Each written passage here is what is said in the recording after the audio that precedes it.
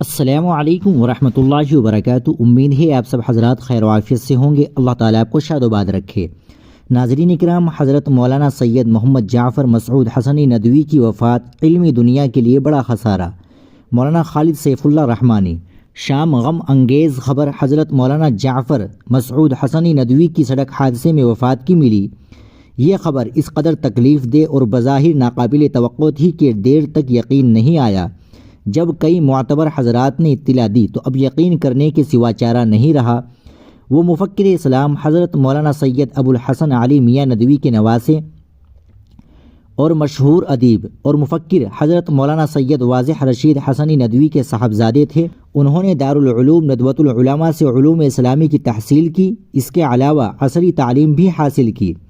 سعودی عرب میں بھی جامعۃ الملک سعود سے استفادہ کیا۔ وہ ایک اچھے خطیب، مقبول مدرس، اردو اور عربی زبان کے رمز شناس ادیب اور اپنے والد مرحوم کے انداز پر فکر اسلامی کے ترجمان تھے۔ وہ اس وقت دارالعلوم ندوۃ العلماء جیسی تاریخی درسگاہ کے ناظر عام اور وہاں سے نکلنے والے عربی جریدہ الرائد کے مدیر تھے۔ قومی اور ملی کاموں میں بھی حصہ لیتے تھے اور ابھی چند ماہ پہلے آل انڈیا مسلم پرسنل لا بورڈ کے 29ویں اجلاس عام میں بورڈ کے رکن منتخب ہوئے۔ ان کی وفات ندوۃ العلماء کے لیے خصوصاً اور پوری علمی دنیا کے لیے عموماً غیر معمولی نقصان ہے۔ دعا ہے کہ اللہ تعالیٰ ان کی بال بال مغفرت فرمائے۔ حضرت مولانا سید بلال حسنی ندوی ناظم ندوۃ العلماء اور مولانا مرحوم کے برادران اور فرزندان کی خدمت میں دل کی گہرائی سے تعزیت مسنونہ پیش کرتا ہوں۔